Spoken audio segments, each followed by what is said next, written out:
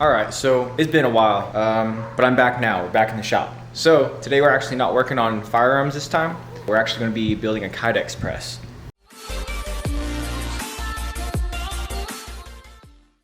So I originally got all the materials cut up, and I actually forgot to videotape it, which is totally cool because I actually got the dimensions slightly off on that one. So we're redoing it and videotaping it this time.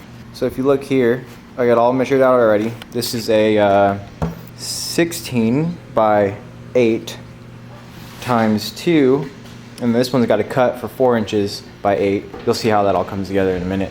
Essentially, the idea is to get these two guys wedged in between those, so it's gonna be like a book kind of, and then pretty much mold the Kydex in between these with a gun in there, and you'll see in the next video how that goes down. But for this video, we'll just worry about building it. So, without further ado, let's get to cutting.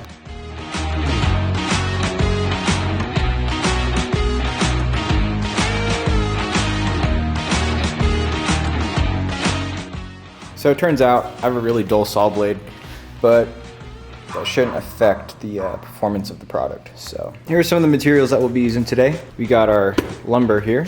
We got some hinges and all kinds of hardware that we're going to be using.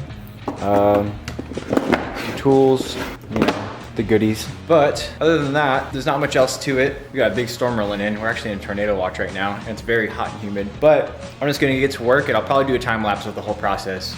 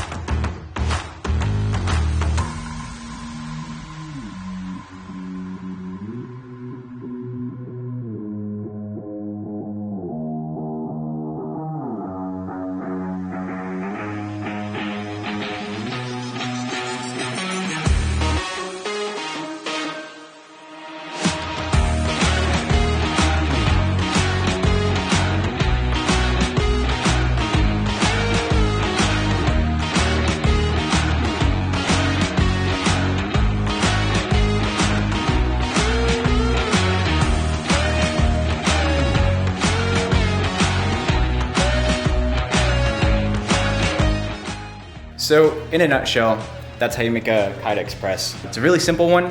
That's the first one I've ever made. It's actually for a class for SDI, which I usually mention in the beginning of the video. I just forgot this time. But yeah, so stay tuned for my next video because you'll be able to actually see it in action. It's gonna be for the same class. We're actually gonna be using it to make a holster, so keep an eye out for that one.